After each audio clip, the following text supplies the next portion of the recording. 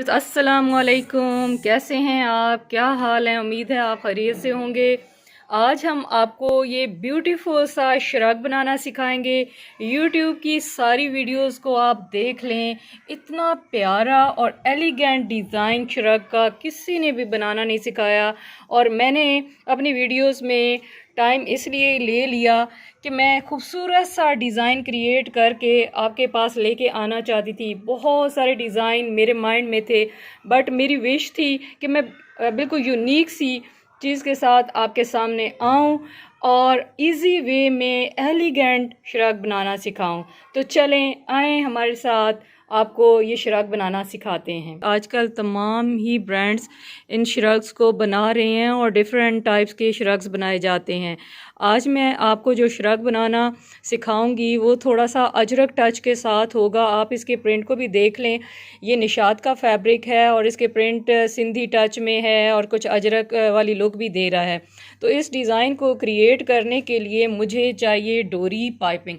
डोरी पाइपिंग मैंने अपनी वीडियो में आपको पहले ही बनाना सिखा दी हुई है। डोरी पाइपिंग के साथ आपने इस तरह के लूप्स क्रिएट कर लेने हैं और ये काम पहले ही करके आपने रख लेना है ताकि स्टिचिंग के टाइम पे आप थोड़ी सी चीज़ों को हैंडल कर रहे हो। ये ना हो कि साथ आप लूप्स भी कट कर रहे हों और साथ ही आप इनको अटैच भी कर रहे हैं, तो बहुत सारी चीज़ों को एट अ टाइम हैंडल करना ज़रा मुश्किल हो जाता है। ये लूप्स बनाने के लिए आपको दो डिफरेंट टाइप्स की लूप की कटिंग करनी होगी। एक जो छोटे वाली साइज़ है वो 2 इंचेस का है और ये 3 इंचेस का है। तो आपने इस तरह के 3 इंचेस और 2 इंचेस के लूप्स को कट कर लेना है। कट करने के बाद आप इसको ज्वाइन कर लीजिएगा ताकि डिज़ाइनिंग के टाइम पे आपको सहूलत हो। उसके बाद आपको ये तिकोन चाहिए होंगी। तो चलें आए देखते हैं कि इसको बनाना कैसे है। मेरे पास ये कपड़ा मॉडल डोबी है। फैब्रिक का सेंस रखना एक डिज़ाइनर के लिए बहुत ज़रूरी होता है। मॉडल डोबी कपड़ा या लीलन का कपड़ा या सिल्क का कपड़ा, इनके अंदर थोड़ा सा ढलकाव होता है, फ्लेक्सिबिलिटी होती है। तो इसको मैंने इतना ज़्यादा एक्स्ट्रा नहीं रखा, वरना क्योंकि ये श्रग है, श्रग को मैंने कुर्ती के ऊपर पहनना है या फ्रॉक के ऊपर पहनना है, तो ऑटोमेटिकली जहन में आपके आ जाना चाहिए कि इसका साइज़ नीचे जो पहनी हुई कुर्ती या फ्रॉक है उसके साइज़ से थोड़ा सा बड़ा रखना है। आपके पास अगर खदर कपड़ा है या कोई हार्ड कपड़ा है तो आपने अपनी कुर्ती के साइज़ से हाफ इंच उसको एक्स्ट्रा ज़रूर रखना है। लेकिन क्योंकि मेरा ये कपड़ा मॉडल डोबी है, इसमें पहले ही ढिलकाव बहुत ज़्यादा है और मुझे पता है कि ये मुझे फिट आएगा, तो मैंने इसमें इतना ज़्यादा एक्स्ट्रा नहीं रखा। मैंने 0.25 इंच का ही डिफरेंस रखा अपनी शर्ट से। तो मैंने इसको अपनी शर्ट के साइज़ के अकॉर्डिंग सारा कट कर लिया हुआ है, लेकिन इसकी लेंथ अपनी शर्ट के साइज़ की लेंथ से ज़्यादा रखी है। मैंने 42 इंचेस इसकी लेंथ रखी है और इसकी जो विड्थ है वो 24 इंचेस है। बाकी मैंने अपना शोल्डर जो है 7 इंचेस रखा है, आर्म होल और चेस्ट मेजरमेंट भी 7 इंचेस पे है, वेस्ट मैंने 14 इंचेस पे ली है और हिप साइज़ जो है वो मैंने 22 इंचेस पे लिया है। तो चेस्ट पे मैंने जो मेजरमेंट की है वो 9.5 इंचेस की है, कमर पे मेजरमेंट मेरी 8.5 इंचेस की है और हिप पे मेरी मेजरमेंट 10.5 इंचेस की है। तो ये मेरे शर्ट ही का नाप है और इस शर्ट को मैंने अपनी पिछली एक वीडियो में सिखा दिया हुआ है। अगर आपको मेजरमेंट लेना और कटिंग करना नहीं आती तो आप प्लीज़ मेरी उस वीडियो को देख लीजिएगा। इस वीडियो में मेरा मकसद है कि मैं इसकी डिज़ाइनिंग करना आपको सिखा दूं। तो अगर आपको शर्ट की मेजरमेंट और उसकी स्टिचिंग या डिज़ाइनिंग सीखनी है तो आप मेरी उस वीडियो को देख सकते हैं। और इसके बाद मैंने अपनी स्लीव्स को भी कट कर दिया हुआ है। स्लीव्स को जो मैंने स्लीव्स रखती हूँ वो मैं 4.5 इंचेस रखती हूँ मोरी से, या इसका जो ओपनिंग होती है वो 4.5 इंचेस से वैसे मैं रखती हूँ। लेकिन क्योंकि यहाँ पे मैंने ये एक कवर ऑल के तौर पे पहनना है, एक कोट के तौर पे पहनना है या श्रग के तौर पे पहनना है, तो इसको मैंने ब्रॉड रखा है। तो मैंने इसकी जो चौड़ाई रखनी है वो 5.5 इंचेस रखनी है। तो हाफ इंच जो है ना मैंने कपड़ा एक्स्ट्रा रख के तो इसको कट कर लिया हुआ है और इसको भी बिल्कुल उसी शर्ट की तरह कट करना है। और सबसे इम्पोर्टेंट बात कि इसके साथ मैं लाइनिंग भी लगा रही हूँ। और लाइनिंग के लिए जो मैंने कपड़ा लिया है वो मैंने सिल्क कपड़ा लिया है, और इसको बिल्कुल उसी के साइज़ में कट कर लेना है जितना आपने कुर्ती का साइज़ कट कर लिया। मेरी कपड़े की डिज़ाइनिंग मैं आपको खोल के दिखा देती हूँ। श्रग के फैब्रिक को मैंने मिड से कट कर दिया है और इसकी लाइनिंग भी साथ ही मैंने कट कर दी है।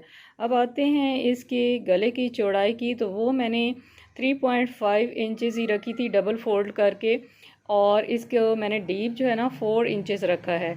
और बैक साइड से आपने नेक की चौड़ाई तो इसकी चौड़ाई के मुताबिक रखनी है, लेकिन डीप जो है ना 2.5 इंचज़ मैंने रखा है, और आप अपनी मर्ज़ी से इसको रख सकते हैं। श्रग की फ्रंट साइड ऊपर कर देनी है और उसका एक पीस लेके आपने ये पैटर्न्स अटैच करने हैं। एक तिकोन रख लें, उसके बाद डोरी लूप को रखें और फिर दूसरे रंग की तिकोन को रख लें, और ऊपर से आपने 1/2 इंच का मार्जिन छोड़ देना है, और इसको सारा आपने स्टिच कर लेना है इसके साथ साथ। ये कुर्ती के फ्रंट पे भी हमने इनको अटैच कर लिया है, और इसी तरह हमने इसकी बैक के बॉटम पे भी इन पैटर्न्स को अटैच कर लिया है। दोनों स्लीव्स का जो फ्रंट है उस पे भी इसको अटैच कर लिया है। इन तमाम पैटर्न्स को जोड़ने के बाद हमने इसकी लाइनिंग को इसके ऊपर रखना है इस तरह से।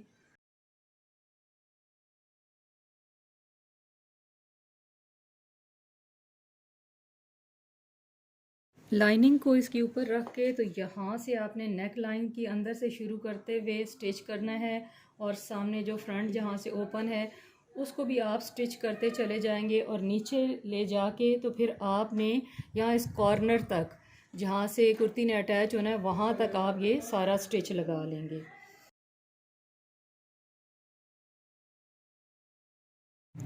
जब आप स्लीव्स बना रही होंगे तो स्लीव्स को इस तरह से जोड़ के अस्तर के साथ तो फिर आपने इस तरह से पलट लेना है, और अस्तर वाली साइड पे यहाँ पे एक स्टिच लगा लेना है।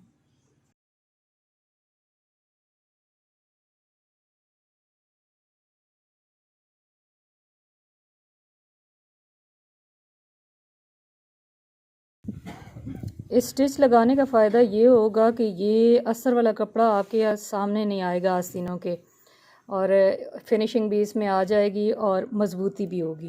लेकिन ये ज़रूरी है कि आप सबसे पहले सेंटर वाले को आपस में मैच करके एक टांका छोटा सा लगा दो, फिर एक तरफ से शुरू करके दूसरी साइड पे आप एंड कर सकते हो। मैं आप करके दिखाती हूँ।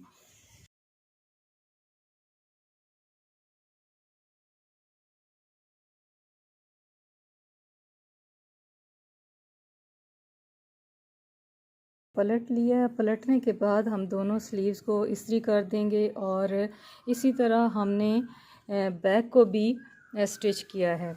ये देखें, बैक को हमने सिर्फ बॉटम से स्टिच किया है इसके साथ, और पलट लिया है, यहाँ से सिर्फ स्टिच किया, और साइडें ये इसकी ओपन है, और नेक लाइन से फिर इसके बाद हमने इसको ये नेक लाइन से इसको हमने स्टिच किया है।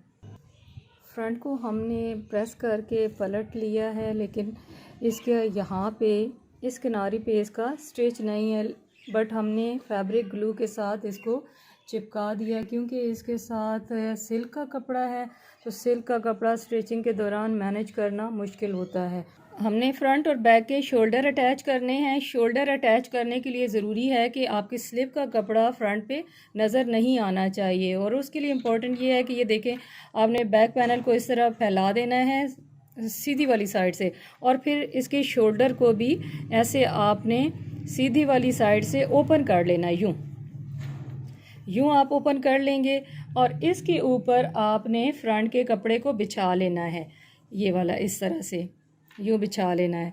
तो ये सामने अब आपको इसका निशान नज़र आ रहा होगा स्लिप का कपड़ा कहाँ से अटैच है। तो सबसे पहले आपने इस साइड पे स्टिच लगाना है, और इस साइड पे आप छोड़ देंगे। जब यहाँ से स्टिच लग चुके तो उसके बाद आपने इसको पलटना है, और पलट के इसको भी जोड़ देना है। शोल्डर्स को हमने नाइसली अटैच कर लिया हुआ है। अब इसकी साइड्स को ज्वाइन करने की बारी है। साइड्स को ज्वाइन करने का तरीका ये है कि इसका जो फ्रंट वाला पैनल है वो स्लिप के साथ ही हमने ज्वाइन करना होगा, लेकिन बैक से हमने सिर्फ़ और सिर्फ इसका ये वाला फैब्रिक लेना है। अब हमने इसको टर्न कर लेना है, इस तरह उल्टा लेंगे। ہم نے فرنٹ اور بیک کے یہ سائڈ والے پینل کو بھی ہائڈ وے میں جوڑنا ہے، اور اس کا طریقہ یہ ہے کہ آپ فرنٹ والا پینل لے لیں جو سلپ کے ساتھ ہی ہوگا، اور بیک سے اونلی دس فیبرک جو ہے نا وہ لیں۔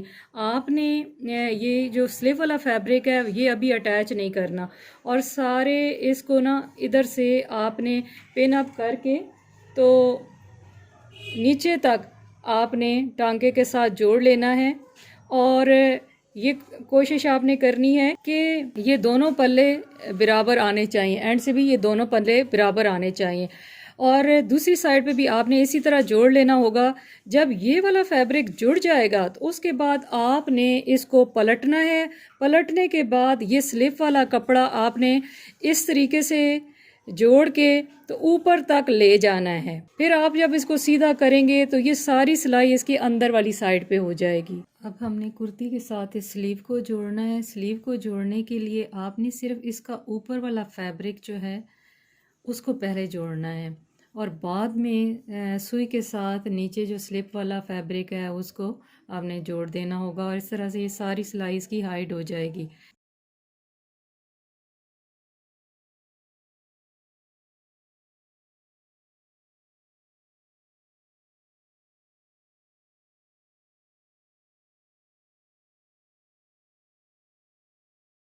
جی ہماری محنت رنگ لائی اور ہمارا شراگ ریڈی ہو چکا ہے۔ جتنا خوبصورت یہ اوپر سے لگ رہا ہے اتنا ہی نفیس یہ اندر سے بھی لگ رہا ہے، اور میں کنفیوز ہوں کہ میں اسے الٹا پہنوں یا سیدھا پہنوں۔ تھینک یو سو مچ۔ اگر آپ کو میری یہ ویڈیو پسند آئی ہے تو میری ویڈیو کو لائک کریں، سبسکرائب کریں، اینڈ کمنٹ کر کے زیادہ سے زیادہ لوگوں کو شیئر کریں۔